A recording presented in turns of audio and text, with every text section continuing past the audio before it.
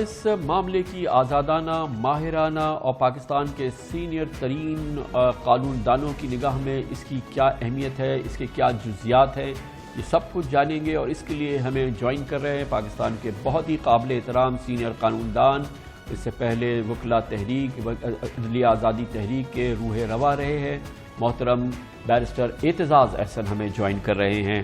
بہت بہت شکریہ بیرسٹر صاحب، آپ نے ہمیں جوائن کیا ہے۔ آپ بتائیے گا کہ ایک عام نگاہ سے تو ہمیں یہ لگ رہا ہے کہ آج اس کا فیصلہ آیا بھی ہے، مگر یہ فیصلہ شاید منطقی انجام والا فیصلہ نہیں ہے، اور ابھی اس میں کئی مراحل باقی ہیں، گویا کہ یہ چیپٹر ابھی کلوز ہوا نہیں ہے۔ کیا یہ تاثر درست ہے؟ جی، جہاں تک تو قاضی فیض عیسیٰ صاحب کے بارے میں اور ان کی محترمہ بیگم صاحبہ کے اثاثوں کے سے متعلق بات ہے، وہ تو ابھی اوپن رہے گی اس فیصلے کے تحت۔ وہ ابھی تصفیہ طلب ہے اور اس کو سپریم کورٹ نے ایف بی آر کے حوالے کر دیا ہے۔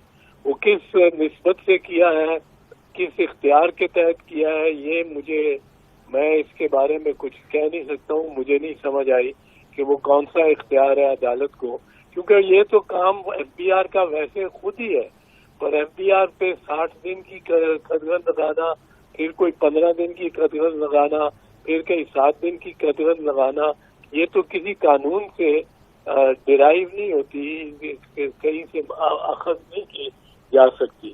تو وہ اب اور اس کے ساتھ ہی بیرسٹر صاحب یہ بھی کہا گیا ہے نا کہ اب آپ نے 60 دن میں اس تحقیقات کو مکمل کرنا ہے۔ ظاہر ہے کہ ایف بی آر کو اس سلسلے میں کوئی ٹائم لیمٹ ان کے پاس نہیں ہوتی۔ پھر یہ بھی کہا گیا ہے کہ دراصل یہ رپورٹ اب آپ نے سپریم جوڈیشل کاؤنسل میں بھیجنی ہے، اور پھر اس کے نتائج کی بنیاد پہ سپریم جوڈیشل کاؤنسل آگے کا پروسیڈ کرنے یا نہ کرنے کا فیصلہ کریں گے۔ تو گویا کہ یہ بالکل ایک، کیونکہ مختلف صورتحال ہے، اسی لیے اس میں مختلف قسم کے احکامات ہیں، یا جو انپریسیڈنٹڈ احکامات ہیں جو اس سے پہلے نہیں دیکھنے کو ملے۔ بات یہ ہے کہ انہوں نے بظاہر جو ریفرنس موجودہ ریفرنس تھی، جو اس وقت پینڈنگ ریفرنس ہے، زیر سماعت ریفرنس جو کی، اس کو تو کالعدم قرار دے دیا کہ وہ غلط تھی۔ اب ساتھ ہی انہوں نے اس معاملے کو دوبارہ سپریم جوڈیشل کاؤنسل میں ایک اور رستے کے ذریعے بھیجنے کا امکان پیدا کر دیا ہے۔ اب یہ بھی سمجھ نہیں آتی کہ یہ کس طرح دونوں چیزیں ساتھ ساتھ چل سکتی ہیں۔ حقیقت یہ ہے کہ سپریم کورٹ کے پاس یہ اختیار نہیں ہے کہ وہ سپریم جوڈیشل کاؤنسل کے معاملات میں مداخلت کرے یا سپریم جوڈیشل کاؤنسل کو غیر مؤثر کرے۔ سپریم کورٹ نے ایک دفعہ ضرور تو گویا کہ بیرسٹر اعتزاز صاحب، آپ یہ کہہ رہے ہیں کہ ابتدائی طور پر ہی جب سپریم جوڈیشل کاؤنسل کے معاملے کو چیلنج کر دیا گیا سپریم کورٹ میں، اور وہ کارروائی وہاں رک گئی جہاں پر Supreme Judicial Council show cause notice بھی ایشو کر چکی تھی جج صاحب کو، آپ کے خیال میں یہ مناسب عمل نہیں تھا؟ نہیں، میرے خیال میں بالکل ایسی بات نہیں۔ میں سمجھتا ہوں کہ یہ بھی ہو سکتا تھا۔ مثال کے طور پہ میں نے یہ اسٹے بھی لیا اور کاروائی کالعدم بھی کروائی افتخار محمد چودھری صاحب کے حق میں 13 سپریم کورٹ کے ججز سے، جو کاروائی سپریم جوڈیشل کاؤنسل میں چل رہی تھی۔ سپریم جوڈیشل کاؤنسل میں کاروائی جو چل رہی تھی وہ ان کیمرہ تھی، باہر نہیں آ رہی تھی، نہ ہم بات کر رہے تھے اس کی، پر کوئی 10ویں 12ویں دن پیشی کے بعد میں نے چیف جسٹس افتخار محمد چودھری صاحب کو یہ عرض کی کہ میں نے کہا یہ فیصلہ تو آپ کے خلاف آ رہا ہے۔ کہنے لگے کس طرح خلاف آ رہا ہے؟ میں نے کہا خلاف اس طرح آ رہا ہے کہ 3 جج کم از کم ایسے ہیں، جو 5 میں سے 3 جج ایسے ہیں جو ایک لفظ نہیں لکھ رہے، میرا کوئی حوالہ نہیں لکھ رہے، نوٹس نہیں لے رہے، وہ تو ججمنٹ پہلے لکھے بیٹھے ہیں۔ میں 1926 کی پریوی کاؤنسل کی کا حوالہ دیتا ہوں، میں 1854 کے ہاؤس آف لارڈز کا حوالہ دیتا ہوں، ان کے کوئی عمل اس پہ کرتے ہی نہیں ہے، نوٹ ہی نہیں کرتے۔ اور 2 جج رانا بھگوان داس صاحب اور صفی الدین احمد صاحب ہیں جو فیصلہ لکھیں گے، انصاف کریں گے، جو بھی فیصلہ ہوگا، یہ 3 آپ کے خلاف ہیں۔ انہوں نے پھر مجھے کہا تو اس کا کیا کرنا چاہیے؟ میں نے کہا ہمیں یہ کاروائی روکنی چاہیے، جو کاروائی سپریم جوڈیشل کاؤنسل کر رہی ہے اس کو روکنا پڑے گا، یہ غلط ہے۔ تو انہوں نے کہا کس طرح روک سکتے ہیں ہم سپریم جوڈیشل کاؤنسل کو، کس طرح روک سکتے ہیں؟ میں نے کہا سپریم جوڈیشل کاؤنسل بھی ایک ٹرائیبیونل ہی ہے نا، کوئی ٹرائیبیونل سے بڑا تو نہیں ہے، سپریم کورٹ تو نہیں ہے، یہ ایک ٹرائیبیونل ہے، اور ہر ٹرائیبیونل کو، کوئی بھی ٹرائیبیونل ہو، اس کے خلاف تو ایک سول جج بھی اسٹے دے سکتا ہے، اور ہم سول جج سے اسٹے نہیں لیتے، ہم سپریم کورٹ سے اسٹے لیتے ہیں۔ پھر ہم نے سپریم کورٹ میں درخواست دی۔ اب جب درخواست دی تو بہت مزیدار باتیں نکلی، جس کی وجہ سے وہ ریفرنس ڈسٹروائے ہوئی۔ پہلی تو بات، تو وہ بات تو ہو گئی، مگر اسی بنیاد پہ کیا ہم نہیں سمجھ سکتے بیرسٹر صاحب کہ جسٹس فائز عیسیٰ نے یہی تاثر لیا ہو کہ یہ فورم پہ یہ نہیں ہونا چاہیے اور میں سپریم کورٹ میں لے کے جاؤں؟ تو اس طرح سے تو یہ ایک ٹوٹلی معمول کا عمل ہے، لیکن آپ نے شروع میں کہا تھا نا کہ مداخلت نہیں کرنی چاہیے۔ کامران صاحب، میں یہی بات عرض کرنے لگا تھا، اگر آپ بیچ میں مداخلت نہ فرماتے تو یہی، اس میں ہم نے ثابت کیا کچھ کیا؟ ہم نے ایک بات ثابت کی کہ ریفرنس کو بھیجی گئی سپریم جوڈیشل کاؤنسل کو، اور اس پہ صدر کے اور وزیر اعظم کے دستخط بھی تھے، لیکن اس کو نہ پڑھا تھا صدر نے، نہ پڑھا تھا وزیر اعظم نے، نہ پڑھا تھا لا منسٹر نے، نہ پڑھا تھا اٹارنی جنرل نے، نہ پڑھا تھا شریف الدین پیرزادہ صاحب جو ان کے وکیل تھے، نہ ملک محمد قیوم صاحب جو ان کے وکیل تھے، نہ سپریم جوڈیشل کاؤنسل کے کسی ممبر نے پڑھا ہی نہیں تھا اس ریفرنس کو، دیکھا ہی نہیں تھا، اس پہ مائنڈ اپلائی ہی نہیں کی گئی۔ اور نواز شریف کے مقدمے میں جو نواز شریف کی اسمبلی 1993 میں سپریم کورٹ نے صرف اسی بنیاد پہ بحال کی تھی انڈر سیکشن 58(2)B کہ وہ جو دستاویزات تھے ان کو مطالعہ نہیں کیا تھا صدر نے۔ تو میں نے کہا یہ میں ثابت کرتا ہوں۔ رمدے صاحب کہنے لگے کیسے ثابت کریں گے؟ میں نے کہا جی 2 منٹ میں ثابت کروں۔ یہ 2 جون 2007 کی کاروائی ہے، رپورٹڈ کاروائی ہے، لا بکس میں رپورٹڈ ہے۔ انہوں نے کہا کیسے؟ میں نے کہا دیکھیں آپ ذرا پیرا نمبر 32 پہ آئے، پیرا نمبر 32 پہ جب 13 کے 13 جج آئے اپنی فائلوں میں دیکھتے تو وہاں لکھا تھا 32 لکھا ہوا تھا فگر، اور آگے لکھا ہوا تھا ڈیلیٹڈ، یعنی حذف کر دیا گیا۔ اور میں نے کہا جی یہ تو اگر کسی نے پڑھ لی ہوتی تو وہ کہتا کہ بھائی کمپیوٹر کے ذریعے ایک کلک کرو، یہ 33 کو 32 کرو، یہ جوڑو، اور یہ تو نامکمل ہے۔ میں نے کہا پھر پیرا 36 دیکھیں، وہاں بھی 36 لکھا ہے، آگے لکھا ہے ڈیلیٹڈ۔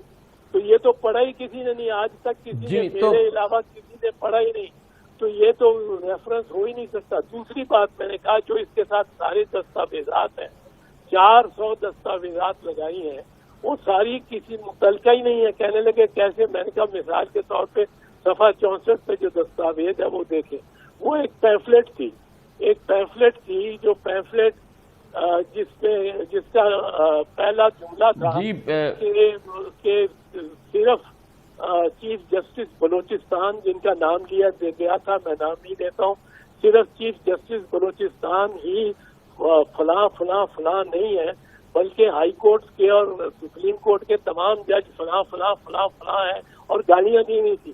میں نے کہا ان کا کیا تعلق ہے، یہ کس نے دیکھا ہے؟ یہ پیر زادہ صاحب مرحوم کہنے لگے، ایک دم کھڑے ہو گئے، انہوں نے کہا یہ غلطی سے آ گیا ہے، کاغذ اس پہ آ گیا، یہ واپس کر دیں۔ رمدے صاحب نے کہا کہ اطلاع صاحب تو بیرسٹر صاحب اس کا جی تو اس کا پھر ذرا سا ہمارے عام ناظرین کو بتائیے، اس کا ریلیونس، آپ نے اتنا تفصیل سے جو بیان کیا، اس کے ریلیونس، اس جو آپ گوش گزار کر رہے تھے، اس سے ریلیونس بتائیے پلیز۔ یہ موضوعیت اس لیے ہے کہ جو کیس اس ریفرنس کو آج ڈسٹروائے کیا ہے سپریم کورٹ نے، کالعدم قرار دیا ہے، اس میں کوئی ایسا سکم نہیں ہے جس طرح کے سکم میں نے بتائے ہیں۔ اور اگر سکم نہ ہو تو یہ پھر سپریم جوڈیشل کاؤنسل ہی کا فیصلہ، ہی کا اختیار ہے کہ وہ فیصلہ کرے، کہ سپریم جوڈیشل کاؤنسل فیصلہ کرے کہ کہ وہ الزام میں وزن ہے کہ نہیں, کوئی مواد ہے کہ نہیں, کوئی ثبوت ہے کہ نہیں, کوئی فیکٹس پہ فیکچوئل بیسس پہ ریفرنس کمپیٹنٹ اور مینٹینیبل ہے کہ نہیں, یہ صرف ان کا اختیار ہے, سپریم کورٹ کا نہیں ہے. اس معاملے میں سپریم کورٹ کو سمپلی چاہیے تھا کہ کہتے کہ ہم نے دیکھ لیا ہے, یہ معاملہ سپریم جوڈیشل کاؤنسل کے پاس ہی جا سکتا ہے اور سپریم جوڈیشل کاؤنسل کے پاس جانا چاہیے. اب انہوں نے کوئی رستہ پنڈی بھٹیاں کے ذریعے بنایا ہے بھیجنے کے لیے سپریم جوڈیشل کاؤنسل میں کہ پہلے ایف بی آر کے ذریعے. جی, اب یہ ایف بی آر کی رپورٹ جائے گی سپریم جوڈیشل کاؤنسل کرے گا, پھر F B R Supreme Judicial Council کے چیئرمین کو, چیف جسٹس کو دے گا, پھر چیف جسٹس صاحب فیصلہ کریں گے کہ سپریم جوڈیشل کاؤنسل کے پاس جانا چاہیے کہ نہیں, پھر سپریم جوڈیشل کاؤنسل مناسب احکامات دے گی. تو یہ تو ویسے ہی ان کے کہنے کی ضرورت نہیں تھی, یہ تو آئین کہتا ہے کہ سپریم جوڈیشل کاؤنسل کا اختیار ہے. اور ایک چیز یاد رکھیے, ذہن میں رکھیے جناب کامران صاحب, بڑی اہم بات ہے کہ 20 اپریل 2010 سے, یعنی افتخار محمد چودھری کی ریفرنس کے بعد سے, اس وقت پھر یہ قدغن تھا کہ صدر کے علاوہ کوئی ریفرنس فائل نہیں کر سکتا تھا, لہذا آپ بدنیتی اور نیتی میں جا سکتے تھے. لیکن 20 اپریل 2010 سے آئین میں ترمیم ہوئی اور اب ریفرنس کوئی بھی پاکستانی شخص کسی بھی جج کے خلاف کر سکتا ہے, اور اس لیے آسان نہیں ہے بدنیتی کہنا. اور اگر آپ کسی کی بدنیتی پر ریفرنس کو کالعدم قرار دیتے ہیں تو لازم ہے آپ پہ, لازم ہے کہ اس شخص کو, وہ صدر ہو, وہ وزیر اعظم ہو, وہ کچھ اور ہو, وہ عام شہری ہو, اس کو یہ نوٹس دیں, اس کو یہ موقع دیں کہ وہ ثابت کر سکے کہ اس کی نیت نیک ہے. وہ ہو سکتا ہے غلط اس سے ریفرنس کی ہو سکتا ہے کہ الزام غلط لگایا ہو, اس سے غلط لگا ہو, اس سے امپریشن اس کو غلط لگا. لیکن بیرسٹر صاحب اس معاملے میں یہ جو 10 رکنی بینچ تھی, ان میں اس معاملے میں کوئی اختلاف نہیں ہے کہ ہمیں اسے کالعدم قرار دینا ہے اور اس کے شو کوز نوٹس کو, جو سپریم جوڈیشل کاؤنسل کا شو کوز نوٹس ہے, اس کو بھی کالعدم قرار دینا. اس میں 10 رکنی بینچ جو تھی وہ متفقات تھی, مگر یہ کہ اب اس معاملے کا نیکسٹ سٹیپ کا ہو, اس میں اکثریتی رائے یہ رہی کہ یہ اب ایف بی آر بھیجا جائے, وہاں سے پھر یہ سپریم جوڈیشل کاؤنسل جائے اور پھر اگلا اسٹیپ ہو. مگر جو بنیاد ہے جس کو آپ کہہ رہے ہیں, شاید کہ آپ کی رائے میں شاید یہ مناسب نہیں تھا, لیکن اس پہ کوئی اختلاف نہیں تھا بینچ میں. بینچ میں اختلاف نہیں ہے, پر میرا ان سے بڑا معتبانہ, میں اختلاف تو نہیں کہہ سکتا ہوں, پر میری رائے مختلف ہے. اور وہ یہ ہے کہ یہ ایسا نہیں کر سکتے تھے. یہ ایسا کرنے کے لیے جو ٹھوس شواہد چاہیے تھے, جو حاصل تھے افتخار محمد چودھری کے مقدمے میں, وہ یہاں مقدمے میں حاصل نہیں تھے, تو یہ ریفرنس کو واپس نہیں کر سکتے تھے. اور دوسرا یہ کہ یہ ایف بی آر کو بھیجنے کا کوئی ان کے پاس اختیار نہیں تھا. وہ بیچارے قاضی فیض عیسیٰ کو پھر ابھی بھی لٹکائے رکھا ہوا ہے. یہ اختیار سپریم کورٹ میں نہیں تھا کہ وہ کہے کہ دیکھیں قانون کے اندر میعادیں ہوتی ہے, قانون میں لکھا ہوتا ہے یہ کام 60 دن میں ہوگا, یہ 30 دن میں ہوگا, یہ 10 دن میں ہوگا, یہ 5 دن میں ہوگا.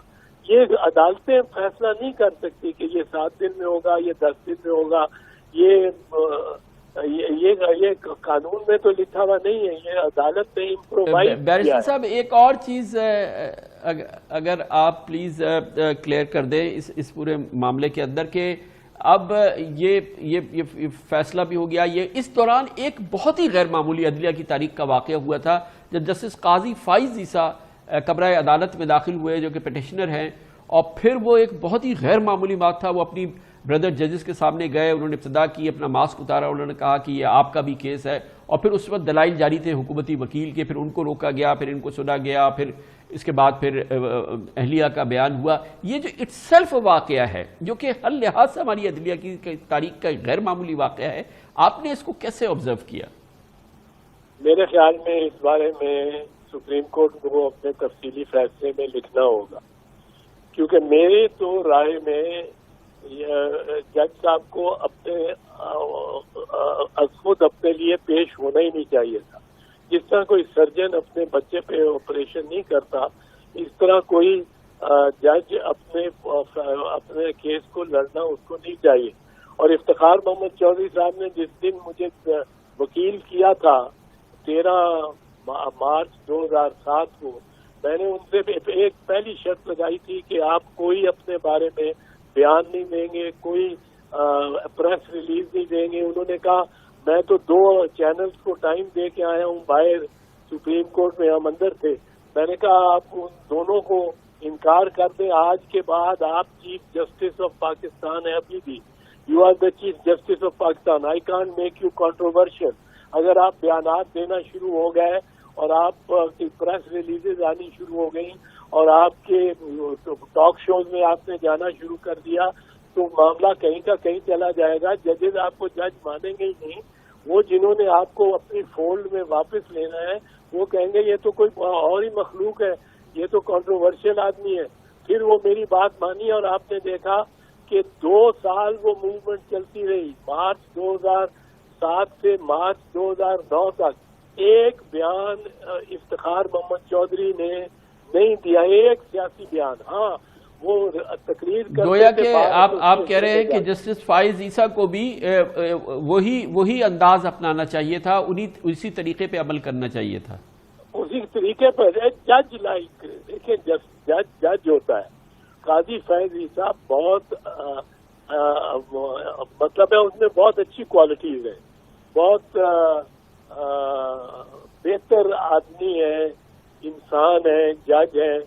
پر اس قسم کا کام ان کے وکیل کو بھی چاہیے تھا کہ ان کو سمجھاتے کہ یہ کام نہیں کرنا چاہتا. میں ہوتا تو میں تو پہلے اس دن عدالت میں بیٹھتا ہی نہ، میں کہتا جی میرا اس سے تعلق نہیں ہے، یہ کوئی ڈرامہ نہیں ہے، یہ ایک جوڈیشل ایک خاص کانڈکٹ کے تقاضے ہیں جن کو پورا ہونا چاہیے تھا. میرے خیال سے وہ قاضی صاحب سے غلطی ہوئی اور ایسے ان سے نہیں ہونی چاہیے تھی، اور یہ ان کے رستے میں معاملے ان کے انصاف حاصل کرنے میں چلیے شکر ہے زیادہ مرتبہ نہیں ہوا.